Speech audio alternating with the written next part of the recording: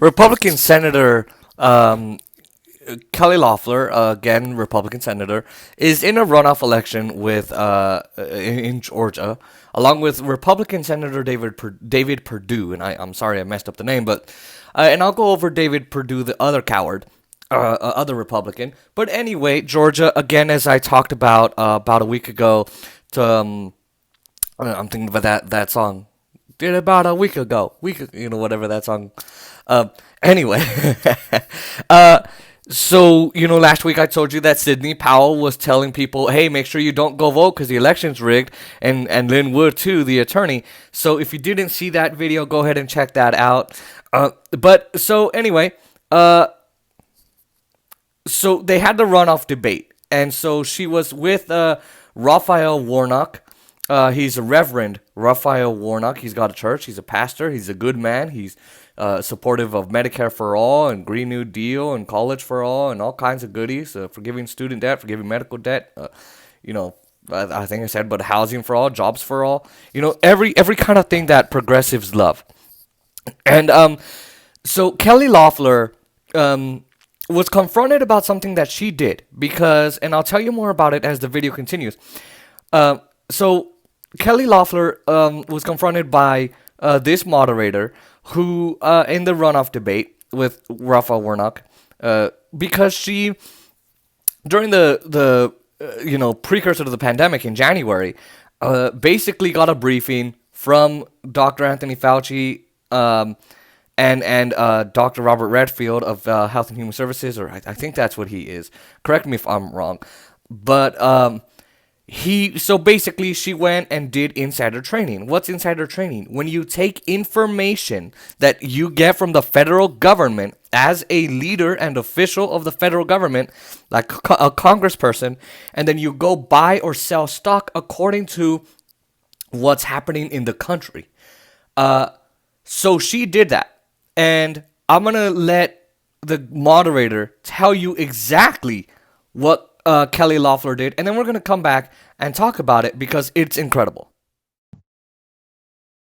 Senator Loeffler, when you received the private briefing regarding the coronavirus pandemic, you dumped millions of dollars of stock in order to protect your own investments. And then weeks later, when there came an opportunity to give ordinary Georgians an extra $600 of relief, you said you saw no need and called it counterproductive.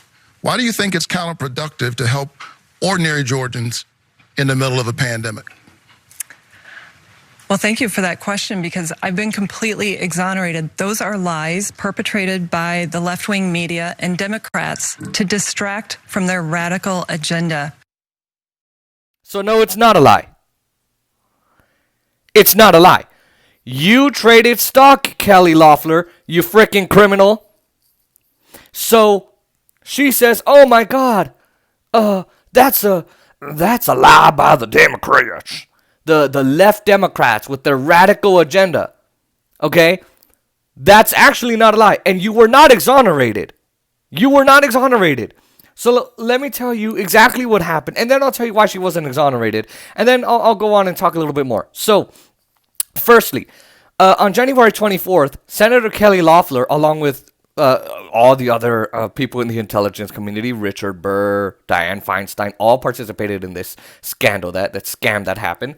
They attended on January 24th, they attended the press briefing, or not the press briefing, but they attended the coronavirus briefing by Dr. Anthony Fauci of the CDC, or just Anthony Fauci and Robert Redfield. I do not know Dr. Robert Redfield. I do not know their departments. I'm sorry, but anyway, they told them exactly what was going to go on with the pandemic. 3 weeks later, Kelly Loeffler and her husband dump a bunch of stock. They sell off a bunch of stock. So they sell off a bunch of stock, right? And it amounted to between $1.25 million and $3.1 million of stock that she dumped. And then she bought stock in two companies that are teleworking computer companies. Oh gee, I wonder why. I wonder why. Oh, I don't know. Maybe because it has to do with the pandemic. Maybe because they're going to be needed. Maybe because the businesses are going to go up and they're going to earn lots of money. And maybe she should invest. So that's why her and her husband invested in it. And I'll tell you more about her husband. And it's crazy. It gets even better.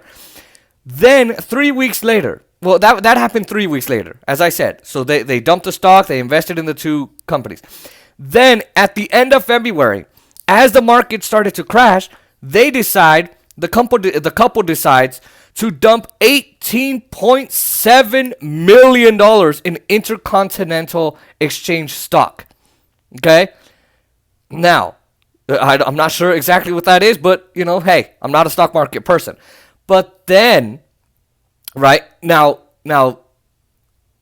again, they did that, and then, guess what? With the...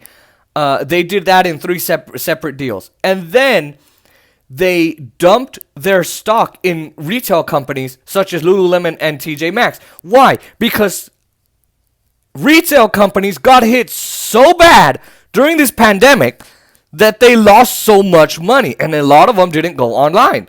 So what did they do? They dumped all of that stock in like three separate deals. And guess what? When they bought the shares of the teleworking community computer companies, guess what? They earned money there too in a few different deals themselves. So while you in Georgia, if anybody's watching in Georgia, and 45% of my views are from the United States, so thank you very much. I wish it was more, but thank you to all of those who are watching in different countries too. Anybody in Georgia who was sick, who was dying, who was losing their jobs, who was losing their health care, their housing, their livelihoods because of the pandemic, she knew about it. She knew about it and then went on and got rich as hell by selling her stock and then noticing, oh my God, these companies are going to help the pandemic. Let me invest in them. And then, oh my God, retail is going to go down. Let me sell Intercontinental Exchange stock. That's going to fall. Let me sell those too. The amount was incredible. Incredible. So, while you were suffering everywhere in the country, she said, I'm going to get rich. I'm going to dump all my stock because I know these companies are going to fall. And of course you would do that if you had insider information that told you these companies were going to fall. And then instead of taking care of the American people like Republicans never do, she decides, I'm going to sell all of my stock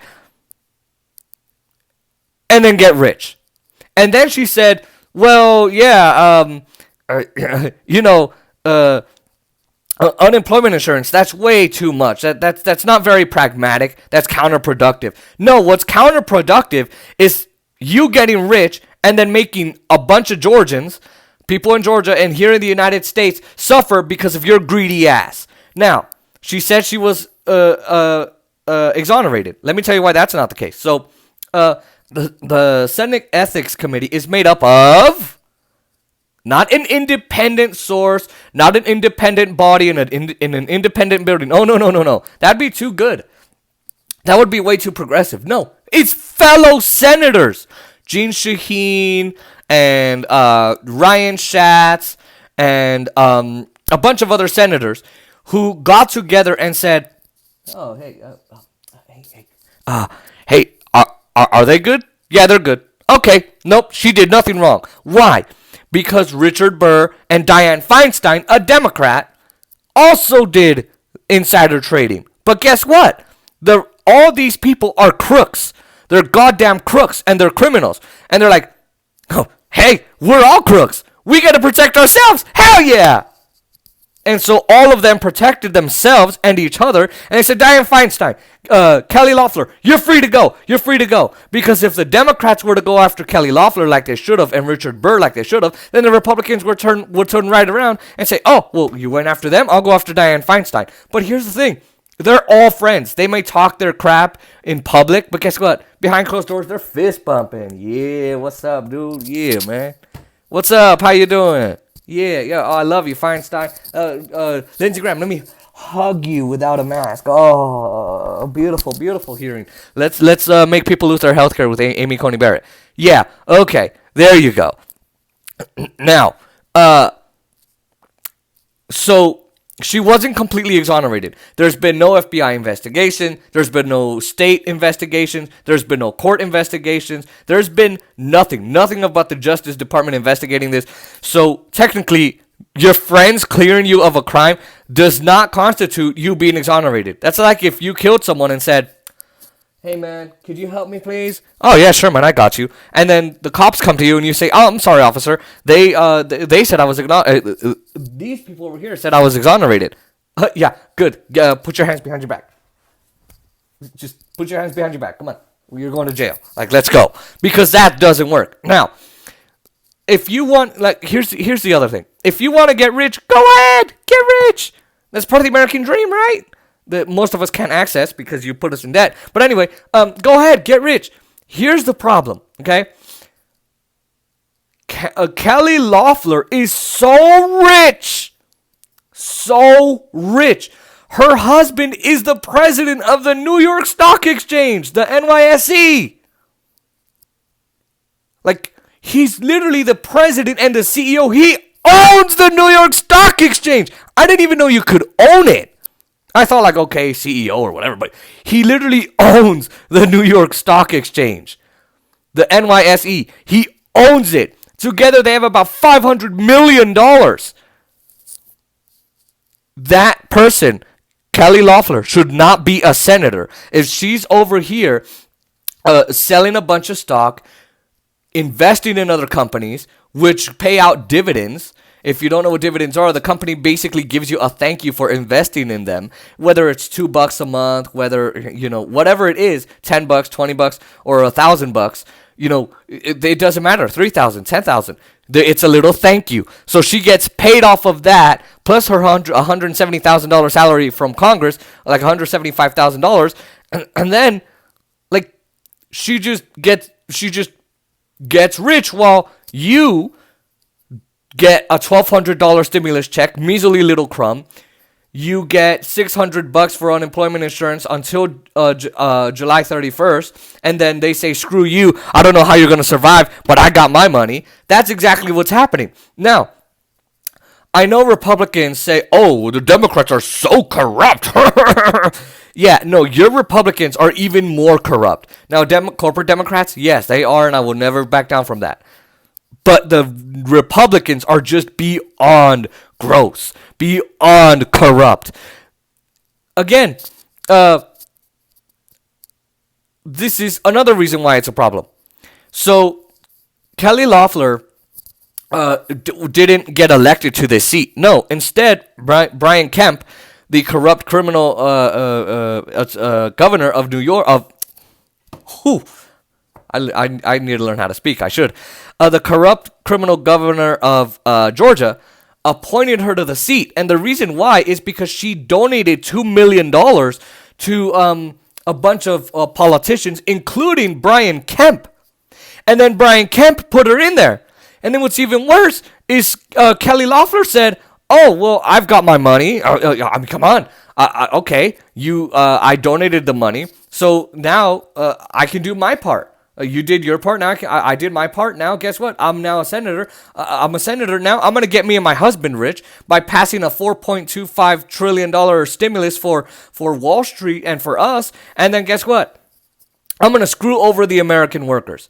So, if you live in Georgia, you need to vote against this woman and vote for Raphael Warnock.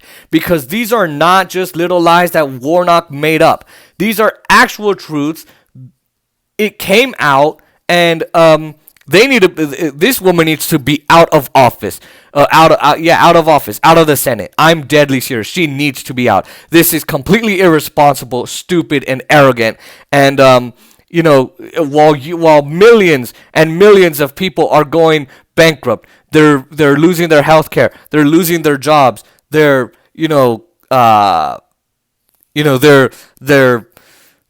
suffering, they're dying. Hundreds of thousands of Americans are dying from the coronavirus. Tens of thousands are being infected with the coronavirus every single day. Families being torn apart, people losing their jobs, everything. Kelly Loeffler got really, really rich off of the backs of the American people and off the deaths of the American people. And you should always know that. Always. That's something you should never, ever forget.